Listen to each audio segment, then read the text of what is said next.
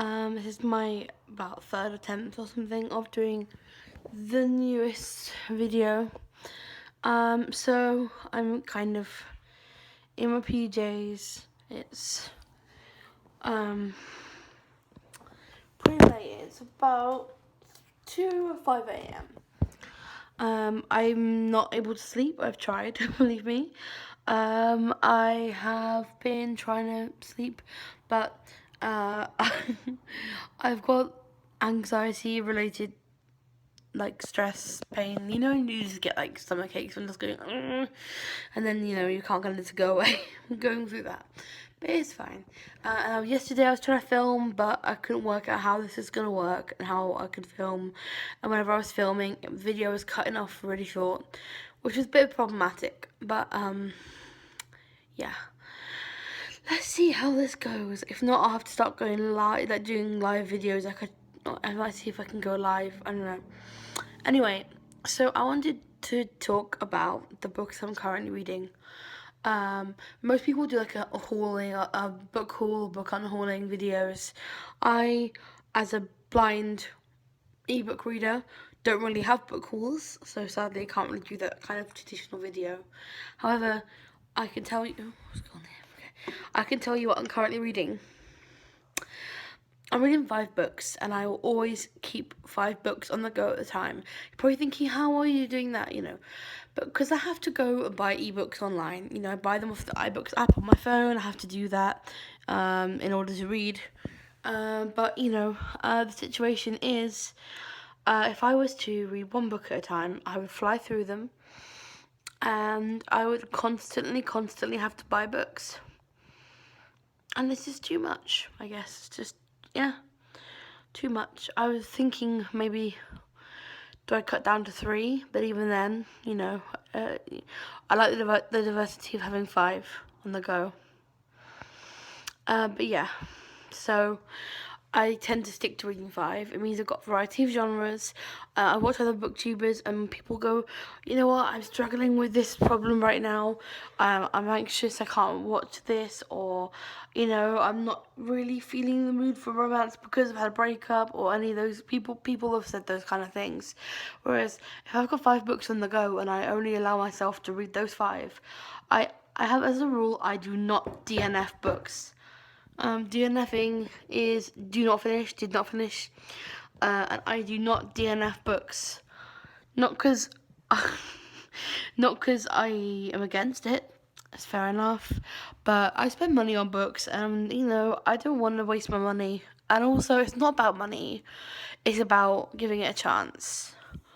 I don't really DNF books. There's been a couple that I've nearly DNF'd. Once, the one this year, which was Swipe Right for Murder by Derek. Is it Derek Millman? Something like that. I can't remember. I nearly DNF'd that, but I didn't, and I'm glad I finished it and closed it off. And I read another adult kind of weird book a couple of years ago, which I nearly DNF'd. I don't really DNF books.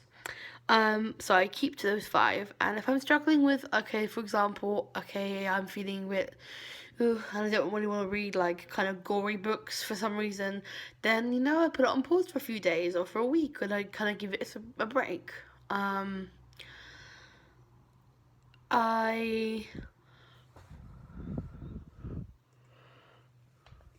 It's still working, okay. I also, like, for example, I'm reading a variety of books, and I'm reading a book right now where a character's got PTSD, and I saw a stage performance recently where a character had PTSD of a different variety, but still, I was just like, I can't deal with this right now. So I just didn't focus on it that week. I just gave it a break. So anyway, these are the 5 books I'm reading. The first is gonna clear my throat just because,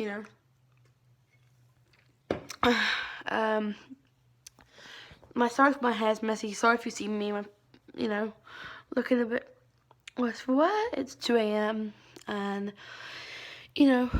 as a blind person, I'm not saying as a blind person I should make no effort. No way. I'm saying as a blind person, it's much harder to perhaps prepare and look so glamorous, but look all funky and cute for my videos, because sometimes I miss my face out, and you see the side of my cheek, or you see the table, or my braille laptop, or my drink, or some random pattern on my outfit.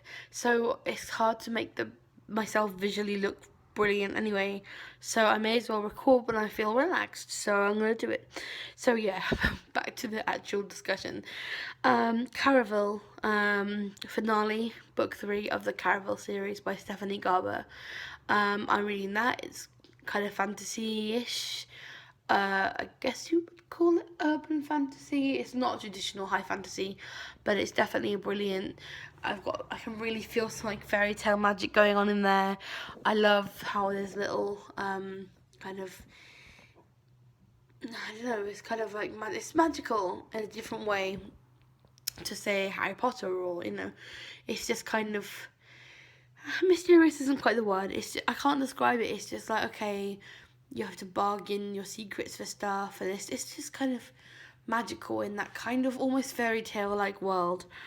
Book 3, I have a few issues with a couple of the characters. One leading character at the moment is really irritating me. I just want to go up to her and say, honey, you've got problems right now which you need to straighten out, which are taking up the whole book. But that's just me, and I'm not going to go into that until I actually do a review of that series, which I will do at some point.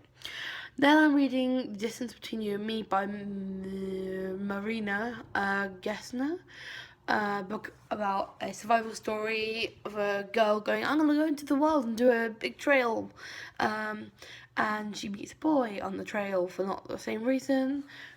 He's kind of running away from problems. And yeah, it's kind of contemporary. I think it's been somehow it's in the process of being planned for a film, which I'd love to see. I can't say it's my favourite book, but I'm really enjoying it. Definitely I'm about 3/4 of the way through, so I'm kind of getting towards the end. So I will probably be reviewing that one first. I'm enjoying it. It's a nice book. I can't say it's favourite, but yeah. Then we have Children of Blood and Bone by Tommy Adeyemi. Brilliant kind of West African based fantasy. Brilliant characters. Really variety. Really, I can really connect with them. Each of them. Everyone's motives aren't necessarily clear, but I can kind of understand where everyone's coming from at some points. It's really good. I'm really enjoying it. I'm only a really short way through it. I need to keep reading, but I'm loving it, and I want to read it by the time the sequel, Children of something else, I can't remember the name of it, by the time that comes out, I want to have read this whole book, which I've got a long time to go, and I've got a very busy November coming up, so wish me luck, because, don't really know how that's going to go. Then we have Nevernight by J. Kristoff. Nevernight is I guess I would call it YA, but actually probably more like an adult book. It was really hard work to get through the first bit. It was quite flowery, complicated writing structures at first, which I'm fine with. I'm fine with a variety of writing styles, but we didn't even have the main character's name for the first 3 chapters, and it was just kind of, I don't know, it felt like some kind of, not quite scripture, but it felt like some kind of folklore more than an actual story. And I love folklore, but I don't mean like that. I mean it was just really hard to get into at first. But as I'm reading, I'm just starting to get into it. It's kind of about assassin school. There's an assassin school going on there, a training to be assassins, which is something I haven't read before, but I've heard other people reading other sort of similar books or other books in that kind of genre.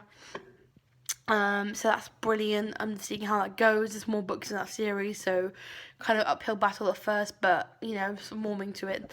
And finally we have this is one, the Red Queen series by Victoria Aveyard. I'm reading book 2. I'm reading Storm of Swords. something, oh, I can't remember the name of the second book. It's really bad. The Glass Sword? Yeah, I think that's about it. Brilliant dystopian, amazing characters. I love it. I'm loving the kind of amount of different characters in it. I really enjoy it. I can really connect with Mare, the main character, so much to the fact that like I can almost feel her mental health crumbling apart, or I can feel her resolve building. Like I can feel her, which is why I was like, okay, she's been through a lot, and you know, I've recently been looking at theatre as part of my theatre therapy / community theatre degree. It's called applied theatre. I'm doing applied theatre as my degree, but you know, I'm trying to explain it as simply as I can.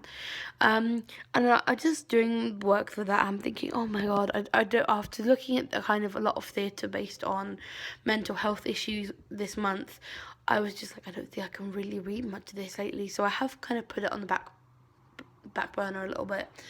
Actually, I had 1 week in October where I literally didn't read for a whole week, and I was so regretting that because I looked at my books and I was like, I haven't read for a long time, and some books have been neglected a little bit. So those are my 5 books, and just checking the progress of this. 11 minutes. Okay, I've been having issues with my videos getting cut off because I've recorded for a while. I've got phone storage issues, or I don't really know what the issues have been, but I've tried to do a quick video now. My 16-minute video had an issue before, hence why I had to stop recording and restart. This was yesterday, and then I was trying again, and it wouldn't let me record for more than 6 minutes. So I'm gonna cut things while ahead, quit while I'm ahead. Again, sorry for any bad videoing visuals. Also, thank you so much for watching. If you have, I have now got a Goodreads channel, a Goodreads account, which is also called Blrose Booktube. And there will be, when I do my actual reviews on here, on my YouTube channel, there will also be updates of the same books, and my book journey will be paved out and, you know, expressed through writing on my Goodreads account. And I'm also going to be joining book groups on there, hopefully posting book reviews of previous books if I have time, which don't hold me to because I'm busy. So yeah, anyway, I'm going to end this and hopefully upload it without many issues like I have had recently. So yeah.